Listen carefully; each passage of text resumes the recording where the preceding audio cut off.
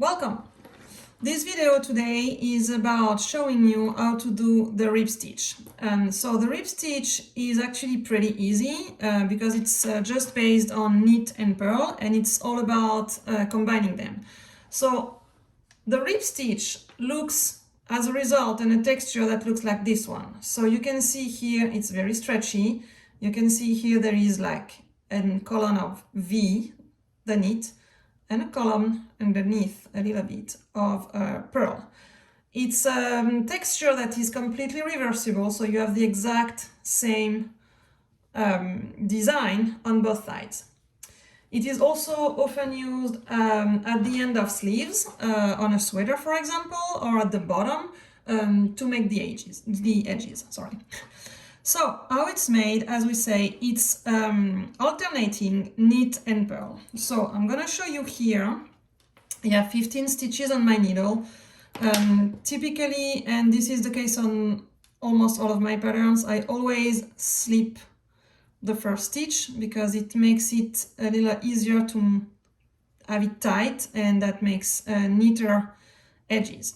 So here we go. The first stitch here, we are going to knit, and then we are going to purl. Okay, so yarn in the back, knit, yarn in the front, purl. Oops, purl, and again. And we are going to do the row exactly like that, one by one.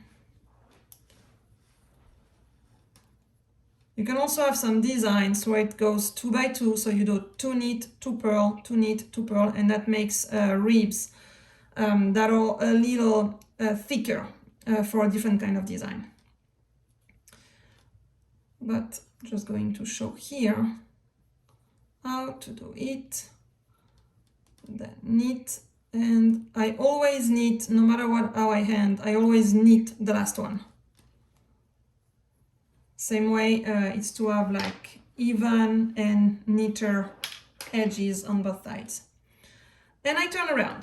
And then what I'm going to do is essentially, you can remember the mantra here, it's knit the knit and purl the purl. So here, again, first one, we simply slip it. And now we can see what is the next one. The next one is, you can see a bump, so it's a purl. The following one is a little V, so it's a knit. So we're gonna purl here. Yarn in the front and purl. Yarn in the back and knit. And so forth until the end of the row. Knit the knit, purl the purl. And again. It's actually pretty easy, and you can very quickly see if you made a mistake, or if you stop your work, like suddenly you know exactly where you stand. It's just about looking at how it appears on the row below the one you're knitting. And purl and knit the last one. Okay, and we turn around. And we can start seeing a little bit already the design. And we're going to start over. Row 3 is going to be identical as row 1. Slip the stitch, knit the knit, purl the purl. Gonna zoom a little bit here. You can see clearly you have the knits and you have the purls. So you're gonna knit when it looks like a knit and purl when it looks like a purl. Knit and purl. Knit and purl. Knit and purl. Knit